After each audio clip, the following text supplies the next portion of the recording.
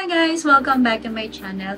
So for this video, share ko sa inyo yung naging experience ko, yung nag-request ako ng sample product from a China supplier through Alibaba app. So kung first time mo, tapos wala kang idea kung paano makipag-transaction sa Alibaba app, tapos gusto mo makakuha ng sample product, then this video might be for you. So please continue watching until the end. Baka sakaling makatulong ako sa inyo.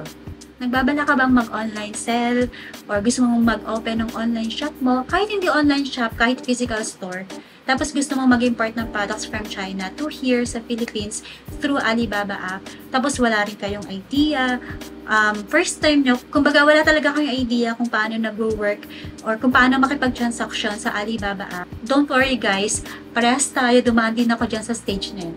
So, share ko sa inyo kung paano ko nag-request ng sample sa Alibaba app. So, first thing is, syempre, kailangan nyo munang i-download yung Alibaba app. So, ipa-flash ko yung app na yan dito sa screen. Yung Alibaba app kasi, para din yung Lazada, Shopee, or TikTok. Pero yung difference lang is yung sa Alibaba app, pang bulkuhang purchase yan. Kumbaga, parang ang kinikater nito is yung mga resellers, yung mga business owners. Once na na-download nyo na yung Alibaba app, syempre, mag-search lang kayo ng products na gusto nyo. Like, for instance, ako, yung sinearch ko is yung bags. Kasi yun yung gusto kong i-import na products from China here sa Philippines, tapos plan kong i-online sell siya. Madali lang gamitin tong Alibaba app. Very user-friendly siya. Kasi ita-type nyo lang yung product na gusto nyo. Then, ayun, marami nang lalabas na mga suggested na products para dun sa sinearch mong item. Yung next na ginawa ko is chinek ko yung manufacturer.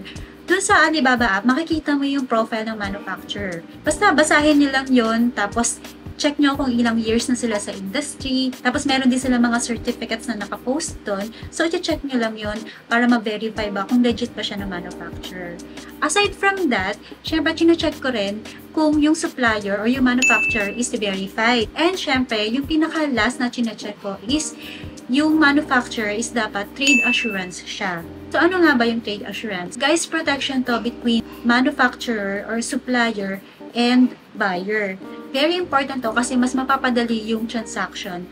Like, mapaprotektahan yung binayad mo sa seller kasi makaka-request ka kagad ng refund pag halimbawa hindi sumunod sa agreement nyo or sa deal nyo yung supplier. So, yun yung mga chinek ko bago ako mag-message sa supplier. So, yung sure na ako doon, as in talaga na-check ko na lahat, tapos nagustuhan ko talaga yung mga designs ng bags na sinearch ko, ang ginawa ko is minessage ko na yung supplier. May option doon sa Alibaba app na pwede mong i-message yung supplier para magkaroon kayo ng deal, tapos kung may mga inquiries ka about sa mga bags, like kung ano yung mga materials na gamit, kung ano pa yung mga ibang available na designs. So, nung minessage ko na yung supplier, sinendan niya ako ng catalog.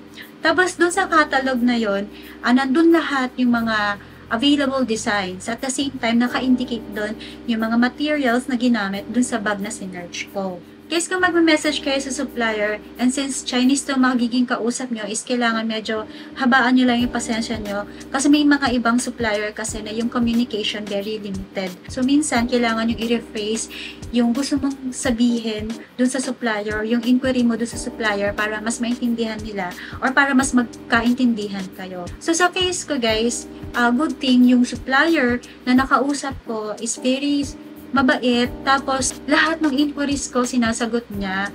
As in, yun yung one thing na chine-check ko rin sa supplier, aside dun sa mga na-mention ko earlier, is yung sa supplier, kung paano siya makipag-transaction sa'yo personally, kung paano yung flow ng conversation nyo, kung very supportive ba siya dun sa mga inquiries sa binabato mo sa kanya or tinatanong mo sa kanya, and kung paano siya, yun nga, paano siya makitungo sa'yo. And one thing pa pala guys, isa rin sa mga chine-check ko is yung mga reviews. Kung ano ba yung rating sa kanya ng mga previous customers nila.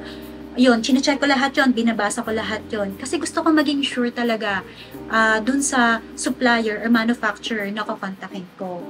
Tapos, nag-request ako ng sample. Actually, yung sa akin kasi, free yung sample, pero ikaw yung mag-shoulder ng shipping fee. Bali, ang option mo sa shipping courier is nandiyan yung FedEx, meron din silang DHL. Tapos yung sa akin kasi, FedEx yung naging courier ko. Yung sa akin guys, since libre yung sample, yun nga, ako mag-shoulder ng shipping fee. Grabe guys, ang mahal ng shipping fee ha. mas mahal pa yung shipping fee kesa dun sa sample or yung product na nire-request ko. And yung shipping fee guys, depende pa yon kung ilan siya. Pansin ko lang ha, the more na madami kang i-request na sample, mas tumataas yung shipping fee. Ewan ko ba't ganun, pero ayun, kahit mas mahal yung shipping fee kesa dun sa actual product or yung sample na ni-request ko, pinush ko na talaga kasi ayokong bumili ng madami or yung bulkuhan kagad tapos dadating siya sa akin, hindi naman pala maganda yung quality ng products, diba? So, might as well, sige, mag-risk ka na, total, gusto mong pasok itong business ito, kailangan talaga prepared ka or ready ka kung ano man yung mga magagastos mo. So, ayun guys, nagkaroon na kami ng deal, nagkaroon na kami ng agreement ng supplier ko, as in very smooth yung transaction namin, kasi nga super bait niya and very supportive talaga siya. Si supplier nang bahala kung paano siya i-enter sa system, tapos sinanda na lang ako ng supplier ko ng link, para doon ako magbabayad. Bali, pag clinic ko yung link na yun, doon pa rin siya sa loob ng Alibaba app.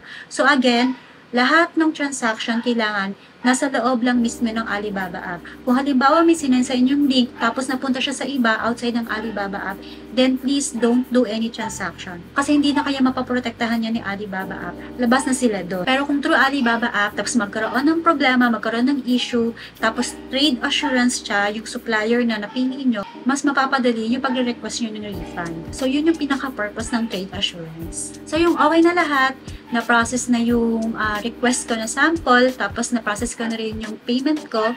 Bali, ang ginamit ko dito is credit card. Pinaka-recommended talagang gamitin dito payment method is credit card, debit card, ganyan. So, ayan, sinabihan ako ng supplier ko na it would take 2 to 3 weeks bago siya ma-deliver sa akin, which is okay lang naman. So, ayan, sinabihan ko rin yung supplier ko na sendan ako ng update kung ano na yung status, kung kailan isi-ship, ganyan. By the way, hindi ko na-mention guys, ipa-flash ko na lang dito sa screen kasi kung naka-curious kayo kung magkano yung binayaran kong shipping fee. Dadalawang item lang to, tapos bag lang to na napakagaan ha. Nasa around 2,000 plus siya. So, ipa-flash ko dito sa screen na to yung pinaka-exact amount. When it comes naman kung gaano katagal bago siya nakarating sa akin or kumbaga parang yung turnaround time niya para makarating siya sa akin, actually guys, mas mabilis siya dun sa expected na turnaround time na sinabi sa akin kasi wala pang 2 weeks. Like, 1.5 week or parang less than a week pa nga lang, nakarating na sa akin yung sample products ko. Kasi ang ginamit pala ng supplier ko na courier is yung FedEx Air.